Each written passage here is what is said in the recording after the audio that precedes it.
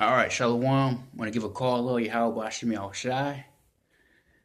Man, it's been a while since I did a video, and just something I was thinking about, in my mind, and it's dealing with the truth, right? Because everybody supposedly has the truth, and I was thinking basically, a lot of brothers and sisters in the so-called Hebrew Israelite community. And I use the word community lightly because when you're dealing with the idea of communing together, um, that means you're together. You know what I'm saying? There's a sense of a collaboration, being able to communicate, and these are the skills that we lack still to this day. We can't even have a civilized a conversation without wishing death on each other. You know what I'm saying? And that's a huge problem. So I wouldn't call it a community because we're not together. You know what I'm saying? We're more divided than anything, which the Most High, states. He's going to separate the sheep and the goats. Yahweh Shai's coming to do that. But basically what this video is about is when is it okay to accept half-truths? Because that means the other half is a lie. We don't deal with that in the scripture. And for a brother stated something on my comment board that really irritated me. He said something to the effect of, hold up 1 second. He said something to the effect of, oh, everything's a half-truth. So if that's the case, that means we're doing 50-50 in this life. You know what I'm saying? Nothing in this life is 100%. That's what that means. We're doing 50-50. That means our entire being, in a sense, is half of what it is. You know what I'm saying?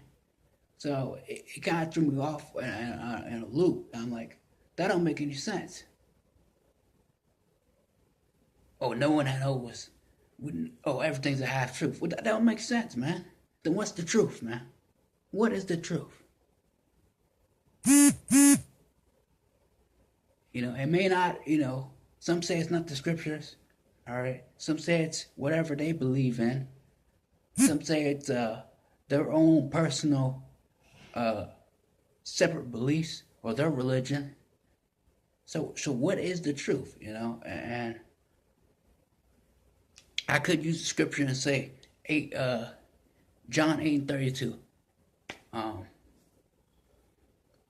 For ye shall know the truth, and the truth shall set you free. We already know that scripture. Okay? So what is the truth? And we can go from a physical and spiritual standpoint to figure out what is the truth, right? So let's start with when the scripture speaks about a dietary law, right? One of the main things that the Most High, one of the main things the Most High stipulated to us was a dietary law. We understand not to eat pork, shrimp, crab, and lobster, and things of that nature, because these certain animals have a certain goal, right? In this totality, in this world, and let's use it from a scientific perspective. So, what is the goal of a clam, of a crab, of a lobster? These bottom feeders of the ocean, which means what? They're gonna clean all the bottom of the ocean, I remember the little social experiment you see in these videos of putting an oyster in a dirty tank, and it ends up getting clean because what? It's eating all of the trash. The same thing goes for a pig, which is the land filter, of the earth. It'll eat its own kind. It'll eat a dead dog. It'll clean up. It'll eat shit. So we knew that to be 100% because we have science to back it up. We have studies and empirical data to back these things up. That's one. So the scripture speaks about that. Everyone else says it's okay to do. We know when the nation Islam doesn't promote the eating of these certain things, but they're they believe in doing other things that uncomely unto the Most High. How about the beard, right? We spoke about there's a study about the beard, right? It actually protects you from bacteria. You know what I'm saying? To where if you don't have the beard, you can get more sicker than anything. That's a fact. That was this study is done. So we have studies to back up these scriptures. Leviticus 21:5. I shall not cut the beard, basically, paraphrasing. So we know this to be a truth because it was studied upon. So there's different, levels to this thing, right? One thing that always one can find out the truth is through studies, through questions, right? Which is basically called scrutiny. If I cannot scrutinize what you believe,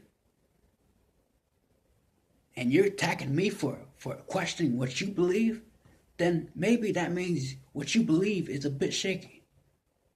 One of the major components in the so-called Israelite community is the 12 tribes chart. It's a big, massive thing, right?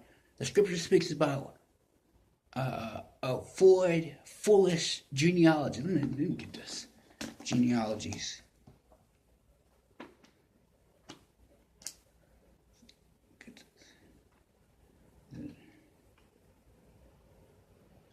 Okay, here we go. This is 1 Timothy 1:4. Neither give heed to fables, endless genealogies, which minister questions, rather than godly edification, which is in faith. So do.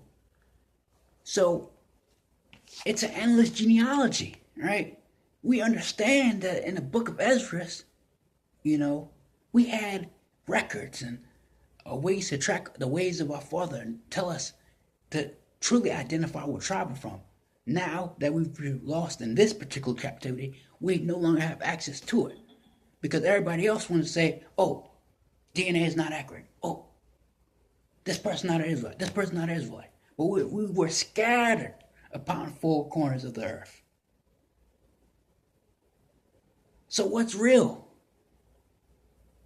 If we can't do these certain things that the formula in which the scriptures tell us to do it, then why deal with it?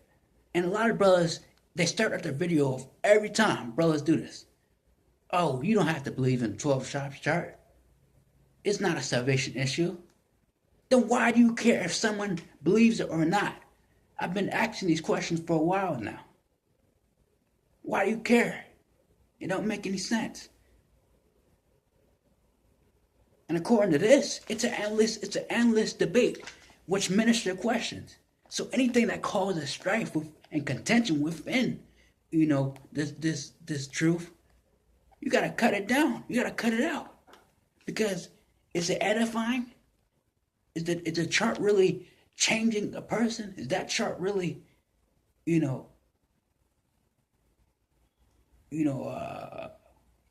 someone a new way of life? I don't think so. Is it really going to be edifying to the spirit? Yeah, you can put a place of identification, but according to this, never give heed to fables and endless genealogy, which minister questions, but rather godly edifying, which is in faith. So do. This is what we have to do, the godly edification. What are the fruits of the Spirit? Brotherly love. How can we help the homeless? You know what I'm saying? How can we remain humble? How can we fix the certain issues that cloud, our community in its totality? These are the things that we do. How can we fix our spirits, man? Because the outside is just flesh, but the spirit, according to the scripture, it's eternal. You know what I'm saying? This is verse 5. Now the end of the commandment is charity out of a pure heart and of good conscience and of faith unfringed, my bad. So charity, and that the scripture speaks about what? Charity covers a multitude of sins.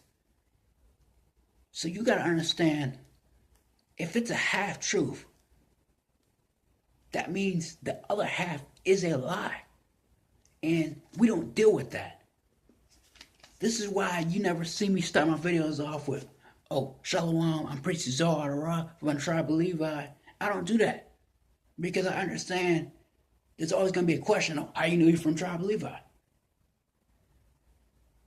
And according to brothers, if it's not 100%, I don't know then. I don't have my father's records. And according to brothers as well, oh, DNA is not 100%. Then forget it. What's more important? The converting of the soul, according to the spirit, or believing what was taught and brought down by man? Because a lot of brothers are going to be like, well, my elder taught me this. What does the scripture say? Yahushua said what? Believe in him as the scripture have said. Because ye shall know the truth, and the truth shall set you free. Simple. The truth can always be established on what? Studies, questions, knowledge, wisdom, and understanding of these scriptures and everything else around you. There you go.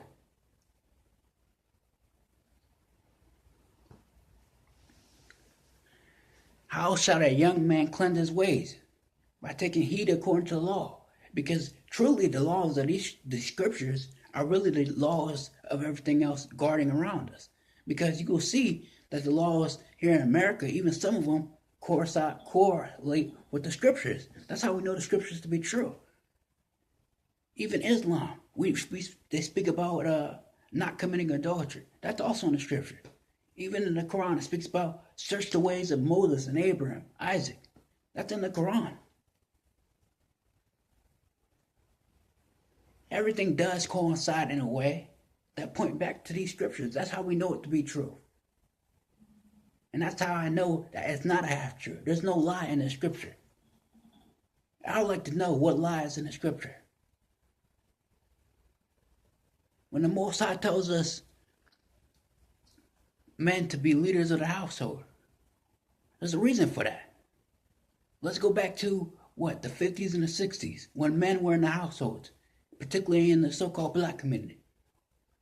The house was thriving. It was in a good condition. Let's fast forward to now, in the 2000s, when a man was removed.